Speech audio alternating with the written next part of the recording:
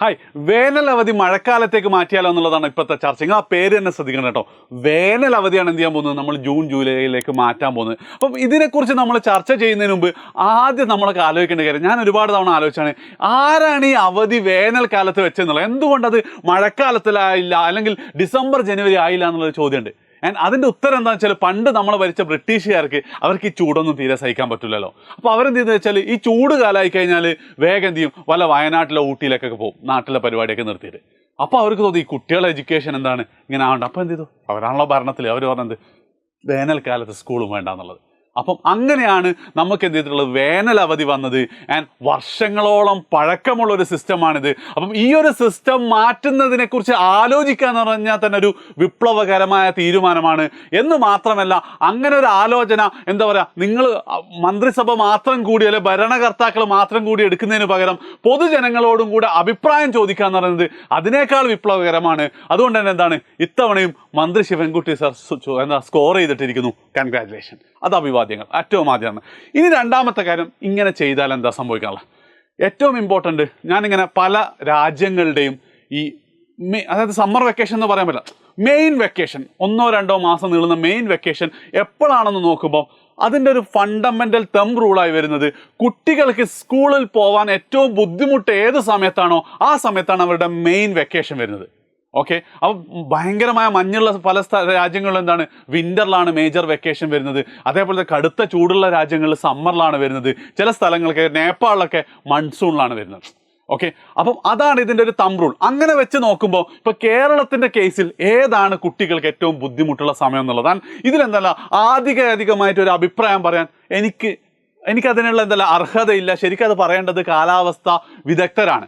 അതായത് ഇപ്പം കോഴിക്കോടിൻ്റെ കേസിൽ ഞാൻ കോഴിക്കോടിൻ്റെ കേസിൽ എനിക്ക് തോന്നുന്നത്, സമ്മറിലെ ചൂടിനേക്കാളും കുട്ടികൾക്ക് ബുദ്ധിമുട്ട് മഴക്കാലത്തുള്ള വെള്ളപ്പൊക്കവും പെട്ടെന്നുള്ള കനത്ത മഴയും കാര്യങ്ങളൊക്കെ ആയിരിക്കുന്നതാണ്. പക്ഷെ പാലക്കാടുള്ള ഒരാളെ സംബന്ധിച്ചിടത്തോളം നേരെ തിരിച്ചായിരിക്കാം, എന്ത് ചൂടായിരിക്കും സഹിക്കാൻ പറ്റാത്തത്.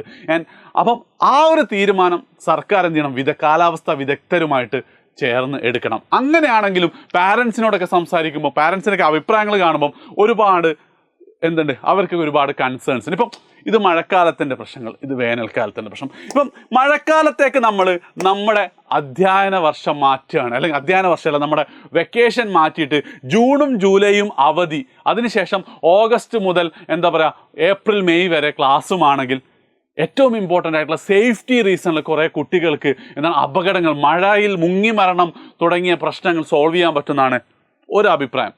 ഓക്കെ, അതേപോലെ തന്നെ മോസ്റ്റ് ഇമ്പോർട്ടൻ്റ് ആയിട്ടുള്ള മറ്റൊരു കാര്യമാണ് അവരുടെ ഹെൽത്ത്. അത് നിങ്ങൾ നോക്കിക്കഴിഞ്ഞാൽ ഈ മഴക്കാലത്ത് നമ്മുടെ മക്കൾ സ്കൂളിൽ പോയിട്ടുണ്ട്, ഉറപ്പായിട്ട് 2-3 ദിവസം അവർ പനിച്ച് കിടന്നിട്ടുണ്ട്. അല്ലെ, ഈ മഴക്കാല രോഗങ്ങൾ സ്കൂളുകളിൽ നിന്നും വേഗം പടരാനുള്ള സാധ്യത വളരെ കൂടുതൽ അല്ലേ. അതേപോലെ തന്നെ മഴ കാരണം എത്ര ദിവസം അവധിയായി പോകുന്നു. അങ്ങനെ ഒരുപാട് ഹോളിഡേയ്സ് ഒഴിവാക്കാനുള്ള സാധനം എന്തുണ്ട്, മഴക്കാലത്താണ് നമ്മുടെ മഴക്കാലത്ത് അവധി കൊടുക്കുകയാണെങ്കിൽ ഉണ്ട്. അതൊരു പ്രധാനപ്പെട്ട കാര്യം തന്നെ. പക്ഷേ ഇതേ പ്രശ്നം ഇപ്പോൾ സേഫ്റ്റിയുടെ സെയിം പ്രശ്നം എന്തുണ്ട്, ഒരുപാട് ആൾക്കാർ ഉയർത്തുന്നുണ്ട്, മഴക്കാലത്ത് വേനൽ അവധി അല്ല മഴക്കാലത്ത് അവധി വെച്ച് കഴിഞ്ഞാൽ. കാരണം എന്താ, നമുക്ക് എപ്പോഴും ഈ കുട്ടികളെ വീട്ടിൽ തന്നെ ഇരുത്താനൊന്നും പറ്റില്ലല്ലോ. അവരെന്ത് ചെയ്യും, പുഴയിലും വയലിലൊക്കെ ചാടും. അപ്പോൾ അത് കൂടുതൽ അപകടം ഉണ്ടാക്കില്ല, അല്ലെങ്കിൽ അറ്റ്ലീസ്റ്റ് രാവിലെ മുതൽ വൈകുന്നേരം വരെ ഒരു സ്കൂളാണെന്നുള്ളൊരു ധൈര്യം നമുക്ക് ഉണ്ടാവില്ല എന്നുള്ളൊരു ചോദ്യം ഒന്നാമതായിട്ട് വരുന്നുണ്ട്. രണ്ടാമതായിട്ട് ഇത് കുറച്ച് ഇമോഷണൽ സാധനമാണ് കേട്ടോ. ശരിക്കും പറഞ്ഞു കഴിഞ്ഞാൽ കുട്ടികളുടെ കളി സമയം, ഇപ്പം എൻ്റെയൊക്കെ കുട്ടിക്കാലം ഓർക്കുകയാണെങ്കിൽ വേനൽക്കാലത്ത് നമ്മൾ പരിധികളില്ലാതെ ഒരു രീതിയിലുള്ള കണ്ടീഷൻസോ കൺട്രോളോ ഇല്ലാതെ നമ്മൾ കളിച്ചിട്ടുണ്ട്. മിക്കവാറും അതെന്തായിരിക്കും, ഒരു വരണ്ടുണങ്ങിയ വയലുകളിലാണ് അല്ലേ. അപ്പം ആ വയലുകളൊക്കെ മഴക്കാലത്ത് കളിക്കാൻ പറ്റൂല. അതേപോലെ തന്നെ പലപ്പോഴും മഴയാണെങ്കിൽ നമ്മൾ വീട്ടിൽ നിന്ന് വിടാൻ സാധ്യതയില്ല. അങ്ങനെയൊക്കെ ആയിട്ട് കുട്ടികളുടെ ആ ഒരു കളി സമയം വേനൽക്കാലത്തിൻ്റെ അത്ര യൂസ്ഫുൾ ആവുമോ എന്നുള്ളത്, അല്ലെങ്കിൽ കളിക്കാൻ പറ്റുമോ എന്നുള്ളൊരു വലിയ ചോദ്യം തന്നെ അല്ലേ. ശരിയല്ലേ. അതേപോലെ തന്നെയാണ് അടുത്തൊരു പ്രശ്നം. സംഭവം വേനൽക്കാലത്ത് ചൂടുണ്ടെങ്കിലും ഇല്ലെങ്കിലും ഒക്കെ എന്താണ്, നമ്മുടെ നാട്ടിൽ കുടിവെള്ളക്ഷാമം എന്തായാലും രൂക്ഷമായിട്ട് തന്നെ ഉണ്ട് അല്ലേ. അപ്പോൾ പല സ്കൂളുകളിലും വേനൽക്കാലം ആവുമ്പോൾ അവർക്കൊക്കെ ഒരു സമാധാനം, ഇനി 2 മാസം ഇല്ല, കുടിവെള്ളത്തെ പ്രശ്നത്തെക്കുറിച്ച് ആലോചിക്കേണ്ടല്ലോ. അപ്പം ആ ഒരു വാട്ടർ സപ്ലൈ എന്ത് ചെയ്യണം, എൻഷുർ ചെയ്യണം. അതേപോലെ തന്നെ എനിക്ക് പേഴ്സണലി തോന്നുന്ന കാര്യം കേട്ടോ, വേനൽക്കാലത്ത് ക്ലാസ് ഉണ്ടെങ്കിൽ എന്തായാലും എല്ലാ ക്ലാസ് റൂം AC ആകണം. ഒരു സാമ്പത്തിക പ്രശ്നം അത് ഇതെന്നൊക്കെ പറയുകയാണെങ്കിലും AC റൂമിൽ വർക്ക് ചെയ്യുന്നതും അതേപോലെ AC ഇല്ലാത്തൊരു സ്ഥലത്ത് വർക്ക് ചെയ്യുന്നതും തമ്മിലുള്ള വ്യത്യാസം നിങ്ങൾ പലർക്കും അറിയായിരിക്കും. ആ ഒരു വ്യത്യാസം ഭയങ്കരമായിട്ട് പ്രൊഡക്ടിവിറ്റി കൂടാറുണ്ട്. ഭാവിയുടെ തലമുറയിലൂടെ നമ്മൾ വളർത്തുന്നത്. അപ്പം AC ക്ലാസ് റൂമൊക്കെ ആവണം എന്നാണ് എൻ്റെ ഒരു പേഴ്സണൽ ഒപ്പീനിയൻ. അതേപോലെ തന്നെ ഈ ചൂട് എന്ന് പറയുമ്പം ഇപ്പോൾ പല അധ്യാപകരും പറയുന്ന കാര്യമാണ്. ഇപ്പം മാർച്ചിലൊക്കെ അവസാനം എന്താണ് SSLCയുടെ സ്പെഷ്യൽ ക്ലാസ്സൊക്കെ കുട്ടികളൊക്കെ വാടി തളർന്നു പോകുന്നുണ്ടെന്ന് പറയാം. അപ്പം ഉറപ്പായിട്ടും എന്താണ് അത് ഏപ്രിലും മെയ്യിലും കൂടെ ക്ലാസ് വെച്ച് കഴിഞ്ഞാൽ കുറച്ചും കൂടെ എന്താണ് അത് രൂക്ഷമാവാൻ സാധ്യതയുണ്ട്. അതുകൊണ്ട് തന്നെ ക്ലാസ് റൂം AC ആക്കുന്നതിൽ പ്രശ്നങ്ങളൊന്നും ഇല്ല. ശരിക്കും കുറച്ച് സാമ്പത്തിക പ്രശ്നം, ഇലക്ട്രിസിറ്റി ബിൽ, അതൊക്കെ ഭാവിയുടെ തലമുറയാണ് നമ്മൾ വളർത്തുന്നുള്ള രീതിയിൽ നമുക്ക് ഹാൻഡിൽ ചെയ്യാൻ പറ്റാവുന്നതേ ഉള്ളൂ. പക്ഷേ ഇതിനേക്കാളൊക്കെ വരുന്നുണ്ട് ഒരു വലിയ പ്രശ്നം അവിടെ ബാക്കിയുണ്ട്. നമ്മൾ കേരളം വിചാരിച്ചാൽ, വിദ്യാഭ്യാസം എന്തൊരു വിചാരിച്ചാൽ നമ്മളൊക്കെ അതിനെ അനുകൂലിച്ചാൽ എന്ത് ചെയ്യും? ഒരുപക്ഷെ കേരളത്തിൽ വേനൽ അവധിയല്ല, അവധി, പ്രധാന അവധി മഴക്കാലത്തേക്കാവും. 1-2 വർഷമൊക്കെ പ്രശ്നമാണ്. പിന്നെ എന്താണ് അത് മഴക്കാല അവധിയായിട്ട് മാറിക്കോളും. പക്ഷേ അപ്പോഴും എന്താണ് പഠനത്തിൻ്റെ കണ്ടിന്യൂറ്റി വലിയൊരു പ്രശ്നം. നിങ്ങളൊന്ന് ആലോചിച്ച് നോക്ക്, 10ാം ക്ലാസ് കഴിഞ്ഞ എല്ലാ കുട്ടികളും +1 കേരള സിലബസാണ്, അത് പോട്ടെ. +2 കഴിഞ്ഞ കുട്ടികൾക്ക് എന്തുണ്ട്?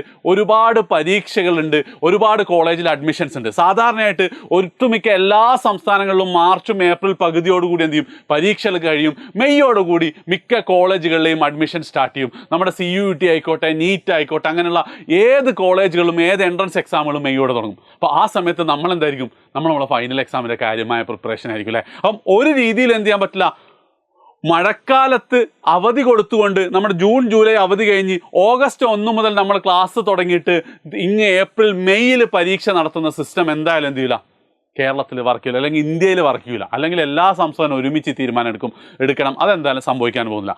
അപ്പം പല രാജ്യങ്ങളിലുള്ളത്, അതായത് ഈ വലിയ അവധി കഴിഞ്ഞ പിറ്റേന്ന് തന്നെ അക്കാഡമിക് ഇയർ സ്റ്റാർട്ട് ചെയ്യണമെന്നൊന്നുമില്ല കേട്ടോ. പല രാജ്യങ്ങളിലും അക്കാഡമിക് ഇയറിൻ്റെ മിഡിലാണ് എന്ത് സംഭവിക്കുന്നത്? ഈ വലിയ അവധികൾ. ഇപ്പോൾ ഗൾഫ് രാജ്യങ്ങളടക്കം അങ്ങനെയാണെന്നാണ് ഞാൻ മനസ്സിലാക്കുന്നത്. അപ്പം ശരിക്കും അങ്ങനെയാണെങ്കിൽ എന്ത് ചെയ്യണം?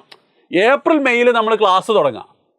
ഏപ്രിൽ മെയ്യിൽ ക്ലാസ് തുടങ്ങുന്നു, 2 മാസത്തിന് ശേഷം ജൂൺ ജൂലൈയിൽ വെക്കേഷൻ. അപ്പോൾ പലർക്ക് കണ്ടിന്യൂറ്റി ഓണം വെക്കേഷനൊക്കെ നമുക്ക് കണ്ടിന്യൂറ്റി നഷ്ടപ്പെടുന്നില്ലല്ലോ. 2 മാസത്തെ വെക്കേഷന് ശേഷം വീണ്ടും ഓഗസ്റ്റ് മുതൽ കഴിഞ്ഞിട്ട് നേരെ ഇങ്ങനെ എന്ത് ചെയ്യുക? മാർച്ചിൽ തന്നെ എക്സാം വെക്കുക. അപ്പോൾ ആ പ്രശ്നങ്ങൾ സോൾവ് ചെയ്തു. മാർച്ചിൽ തന്നെ എക്സാം വെക്കുന്നു. അതിനുശേഷം എന്ത് ചെയ്യുന്നു? കുട്ടികൾ വീണ്ടും അടുത്ത +1ൻ്റെ അഡ്മിഷൻ ആയിക്കോട്ടെ, വേറെ എന്ത് സാധനമാണ്, അല്ലെങ്കിൽ കോളേജിൻ്റെ അഡ്മിഷൻ ആണെങ്കിൽ ഇന്ത്യയിലുള്ള മൊത്തത്തിലുള്ള ഇൻസ്റ്റിറ്റ്യൂഷൻ്റെ ഒരു അഡ്മിഷൻസും കുട്ടികൾക്ക് നഷ്ടമാവുകയില്ല. Okay, so the big question is, നമുക്ക് വേനലിൽ കുട്ടികൾ വീട്ടിലിരിക്കണോ അല്ലെങ്കിൽ മഴക്കാലത്ത് വീട്ടിലിരിക്കണോ എന്നുള്ള ആ ഒരു തീരുമാനം വിദഗ്ധരുമായിട്ട് സർക്കാർ ഡിസ്കസ് ചെയ്തിട്ട് എന്താണോ തീരുമാനിക്കുന്നത്, എന്താണെങ്കിലും ഈ ഒരു രീതിയിൽ നമ്മൾ ഇംപ്ലിമെൻറ്റ് ചെയ്യുകയാണെങ്കിൽ ചിലപ്പോൾ എന്തായിരിക്കും, കുട്ടികൾക്ക് വളരെ നല്ലതായിരിക്കും എന്നാണ് എൻ്റെ അഭിപ്രായം. നിങ്ങളുടെ അഭിപ്രായം എന്ത് ചെയ്യുക? ധൈര്യപൂർവ്വം കമൻറ്റ് ചെയ്യുക. മാക്സിമം എല്ലാവർക്കും ഷെയർ ചെയ്യാം. ബൈ.